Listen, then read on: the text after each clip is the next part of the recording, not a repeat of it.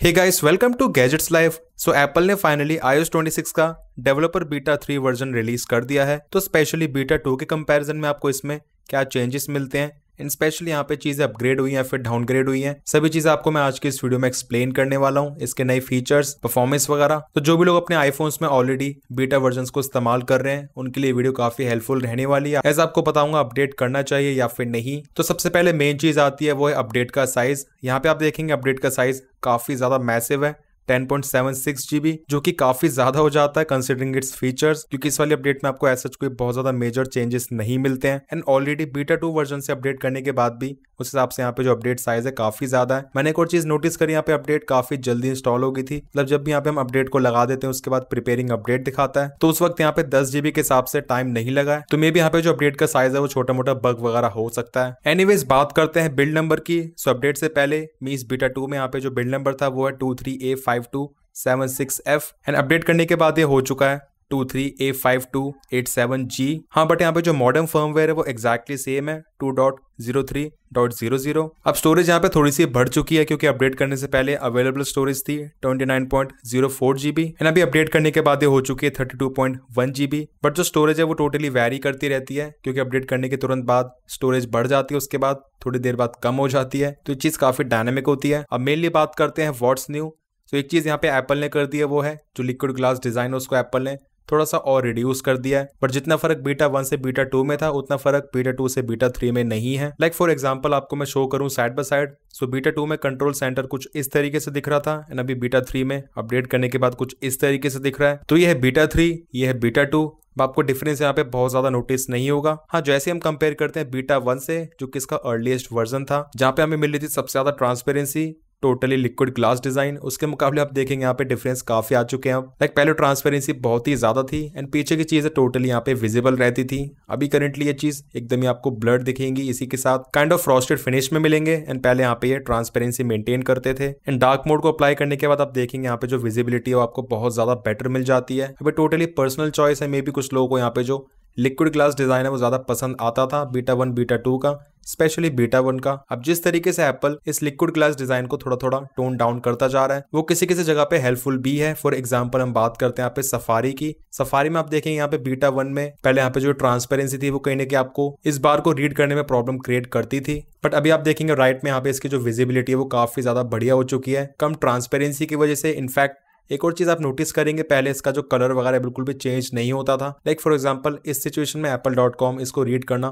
थोड़ा सा डिफिकल्ट हो रहा है। बट राइट में आप देखेंगे बीटा 3 में छोटे छोटे चेंजेस करे गए हैं। फॉर एग्जांपल अभी ये व्हाइट कलर का है एंड इतना ट्रांसपेरेंट नहीं है। इसी के साथ in fact depending on background colour ये चेंज भी हो जाता है। अब ये डार्क हो गया है ताकि विजिबिलिटी अच्छी आए। तो मुझे पर्सनली ये वाली चीजें काफी बढ़िया लगी। सफारी में अच्छे चेंजेस करे एप्पल ने। सिमिलरली म्यूजिक में आप नोटिस करेंगे बीटा 1 के मुकाबले बीटा 3 में यहाँ पे जो ट्रांसपेरेंसी वो बहुत ज्यादा रिड्यूस हो चुकी है। एंड कहीं ना कहीं ये वाली बात सच है, पहले आपको यहाँ पे ट्रांसपेरेंसी के चक्कर में चीजों को रीड आउट करने में प्रॉब्लम तो होती ही थी। एंड एक और चीज आप नोटिस करेंगे, अभी यहाँ पे फोन है लाइट मोड में एंड जैसे इसको मैं कर देता हूँ डार्क मोड में, उसके बाद आप देखेंगे यहाँ पे एप्पल ने इस वाली चीज को भी डार्क मोड में भी अच्छे तरीके से मेंटेन करा हुआ है। लाइक थोड़ी बहुत ट्रांसपेरेंसी भी मेंटेन हो, इसी के साथ विजिबिलिटी भी अच्छी रहे। इसके बाद जो अगली नई चीज है वो है ऑल न्यू वॉलपेपर्स। अब नए वॉलपेपर्स तो ऐड नहीं हुए हैं, बट यहाँ पे जो इसी वॉलपेपर का वेरिएशंस आपको देखने को मिल जाएंगे। यहाँ पे iOS के सेक्शन में आप देख सकते हैं ये है थोड़ा पर्पल शेड में, जिसका नाम है शैडो एंड ये हमें ऑलरेडी पहले से देखने को मिला ही था iOS 26 के अर्ली वर्जन में। इसका नाम है स्काई,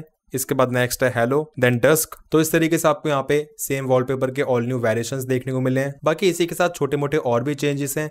जस्ट लाइक यहाँ पे जो फाइल्स एप्लीकेशन है उसमें आपको जो कलर है वो स्लाइटली डिफरेंट दिखेगा पहले के मुकाबले। अब एक चीज में एप्पल ने रिवर्स कर दिया है वो है नोट्स में हम कोई भी टेक्स्ट वगैरह सेलेक्ट करते हैं तो यहाँ पे जो ट्रांसपेरेंसी वो पहले के मुकाबले इंक्रीज कर दी है। ऐसा आप ध्यान से देखेंगे जो ऊपर वाले टेक्स्ट लिखे हुए उनकी हल्की हल्की रिफ्लेक्शन शो हो रही है। तो उसका सिंपल सा मतलब है एप्पल यहाँ पे कहीं ना कहीं अभी भी एक्सपेरिमेंट्स कर ही रहा है टोटली यहाँ पे ओवरऑल यूआई के बारे में, किस तरीके से यूआई अच्छा लगेगा। आपको यहाँ पे फाइनल वर्जन में काफी सारे चेंजेस देखने को मिल सकते हैं। अब सेटिंग्स में कैमरा में आपको सबसे नीचे जो लेंस क्लीनिंग हिंट्स है ये दिखाई देता था, बट इसमें भी एप्पल ने कुछ छोटे से बदलाव कर दिए हैं। लाइक सबसे नीचे यहाँ पे कर दिया save captures to photo library and इस वाली चीज को कहीं ना कहीं जर्नलाइज कर दिया, जो कि पहले यहाँ पे हाईलाइट होकर शो होता था। अब मेनली मैं बात करना चाहूंगा बग फिक्सेस की, क्योंकि इससे पहले काफी सारी प्रॉब्लम्स थी। सबसे पहले चीज यहाँ पे थी, जैसे हम इस तरीके से होम स्क्रीन पे नोटिफिकेशन सेंटर को ओपन करते थे तो एनिमेशन बहुत ही ज्यादा खराब सी थी एंड वो चीज काफी सडनली हो जाती थी, देखने में खराब लगती थी।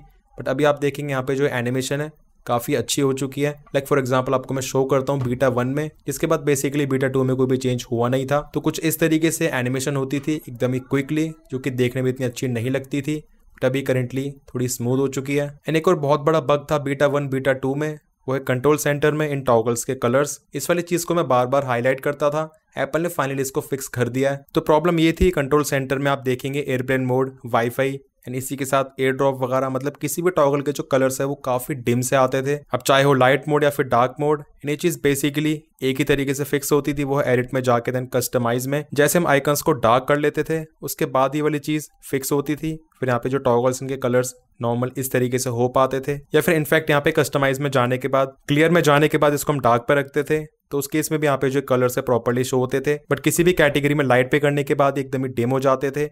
यहाँ से डार्क मोड वगैरह करने पे कोई भी बदलाव नहीं होता था। बट अभी आप देखेंगे एप्पल ने टोटली इस चीज को फिक्स कर दिया बीटा 3 में। यहाँ पे मैं जैसे ही एडिट में जाता हूँ देन कस्टमाइज में, तो अभी आइकन्स हो रखे हैं डिफॉल्ट पे। इसके बाद यहाँ पे अभी प्रॉपर्ली ये शो हो रहा है। जैसे इसको मैं कर देता हूँ डार्क पे, तो डार्क पे करने के बाद भी यहाँ पे जो कलर है वो चेंज नहीं होगा। एंड सिमिलरली क्लियर पे जाने के बाद इसको मैं रखता हूँ लाइट पे, तो यहाँ पे अभी प्रॉपर्ली ये शो होगा। इसको कर देते हैं डार्क पे, तो कोई भी चेंज नहीं है एंड ऑब्वियसली चेंज होना भी नहीं चाहिए था। तो एप्पल ने इसको टोटली फिक्स कर दिया अभी। एंड एक और चीज आपको मैंने बताई थी बीटा 2 में, वो थी किसी भी एप्लीकेशन वगैरह को ओपन करने की जो एनिमेशन थी वो काफी बिगड़ सी गई थी। मतलब एप्लीकेशन पे टैप करने के बाद अचानक से एक सडन एनिमेशन आ रही थी, तो वो चीज भी बीटा 3 में एकदम ही फिक्स हो गई है। इनफैक्ट यहाँ पे जो एनिमेशन वगैरह वो भी काफी स्मूथ लग रही है। एंड सिमिलरली बहुत से लोगों को अलग अलग जगह पे अलग अलग एप्लीकेशंस में प्रॉब्लम्स देखने को मिल रही थी। लाइक मैसेज एप्लीकेशन में बैकग्राउंड को लगाने के बाद जो चैट्स के स्क्रॉलिंग है वो काफी लैग कर रही थी, स्टटर्स आ रहे थे, वो चीज भी यहाँ पे कहीं ना कहीं फिक्स होती हुई दिखाई दे रही है। तो आप लोग कमेंट सेक्शंस में जरूर बताना आपको बीटा 1 बीटा 2 में किस तरह के प्रॉब्लम्स फेस हो रही थी। एंड इसी के बाद हम बात करते हैं परफॉर्मेंस की। परफॉर्मेंस यहाँ पे बहुत ज्यादा बेटर लग रही है पहले के मुकाबले। मतलब पहले आपको फोन में हियर एंड देयर हिकअप्स देखने को मिल ही जाते थे। अब यहाँ पे हम बात करते हैं किसी भी एप्लीकेशन को ओपन करने की, कैमरा एप्लीकेशन की, इसी के साथ कंट्रोल सेंटर की, फोन को फास्ट इस्तेमाल करने की, आपको परफॉर्मेंस काफी बेटर दिखेगी। ऐसे यहाँ पे बेंचमार्क स्कोर्स पे देखें तो अब तक के बेस्ट है। 8400 रेंज में यहाँ पे मल्टी कोर स्कोर टच कर रहा है, जो कि पहले 8377, 8341 इसी तरीके से आ रहे थे। इनफैक्ट यहाँ पे परफॉर्मेंस के अलावा जो मेजरली हम बात करते हैं हीटिंग की, वो मुझे बहुत ही ज्यादा कम लग रही है इस वाली अपडेट में। एंड स्पेशली बीटा 1 में तो फोन्स बहुत ही ज्यादा हीट हो रहे थे, उसके मुकाबले बीटा 2 में थोड़ी सी इंप्रूवमेंट्स हुई। एंड बीटा 3 में यहाँ पे हीटिंग के मामले में एप्पल ने काफी इंप्रूवमेंट्स कर दी हैं। बेंचमार्क वाला रन करते टाइम भी फोन बहुत ज्यादा हीट हो गया था बीटा 1 बीटा 2 में। तो सिंपली कहने का मतलब है बीटा 3 वर्जन में आपको बेसिकली स्टेबिलिटी, परफॉर्मेंस, कम हीटिंग, इस तरह की चीजें देखने को मिल जाएंगी। मीन्स हम बोल सकते हैं refinements regarding software experience. In fact जो बैटरी ड्रेन है वो भी इतना ज्यादा नहीं है। बात करें बैटरी हेल्थ की, आप देख सकते हैं स्टिल ये है 100%।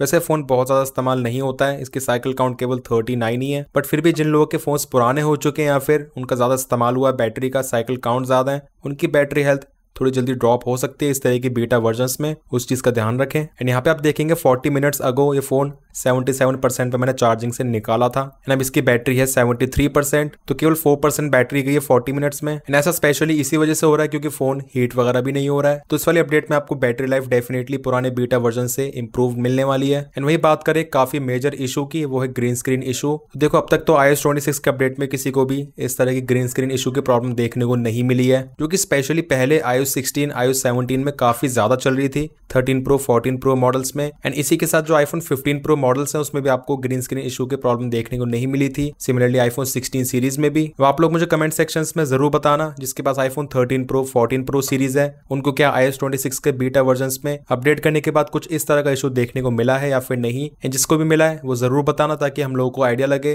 दैट अभी भी यहाँ पे जो एप्पल का ग्रीन स्क्रीन इशू वाला प्रॉब्लम है वो कंटिन्यू हो रहा है। बाकी इस चीज से सेफ रहने के लिए आपको मैं हमेशा ही कहता हूँ दैट अपडेट करने से पहले अपने फोन की वीडियो जरूर बनाएं, इनफैक्ट अपडेट करते टाइम भी। एंड अवॉइड करें फोन को चार्जिंग पे अपडेट ना करें क्योंकि यहाँ पे फोन साथ ही साथ चार्ज भी हो रहा होता है, ज्यादा हीट हो जाता है। एंड थैंकफुली अब तक तो हमें iOS 26 में कोई भी इस तरह के इश्यूज देखने को नहीं मिले हैं। एंड जिन लोगों को भी वेट नहीं हो पा रहा है iOS 26 को इस्तेमाल करने के लिए, मैं बोल सकता हूँ यहाँ पे कम से कम अब ये बीटा 3 वर्जन जो है वो स्टेज पे आ चुका है दैट अपने फोन्स में आप बीटा वर्जन को इंस्टॉल करके देख सकते हो। बट अगेन ये कोई परफेक्ट वर्जन नहीं है, आपको इसमें भी प्रॉब्लम्स, बग्स, इश्यूज वगैरह देखने को मिल सकते हैं कुछ दिन के बाद। हाँ, जो लोग ऑलरेडी अपने आईफोन्स में बीटा वर्जन्स को इस्तेमाल कर रहे हैं उनके लिए वाली अपडेट एकदम ही मस्ट है, इंप्रूवमेंट्स क्लियरली दिख रही हैं। अब जिन लोगों ने ऑलरेडी अपडेट कर लिया है उनका कैसा एक्सपीरियंस है वो कमेंट सेक्शंस में जरूर बताना। एंड वीडियो पसंद आई, इन्फॉर्मेटिव लगा तो make sure to like this video. Channel पर न्यू है तो make sure to subscribe this channel along with bell icon. कोई भी डाउट्स या फिर क्वेरीज हैं you can ask in the comment sections. मिलते हैं मेरे नेक्स्ट इन्फॉर्मेटिव वीडियोस में। Till then take care.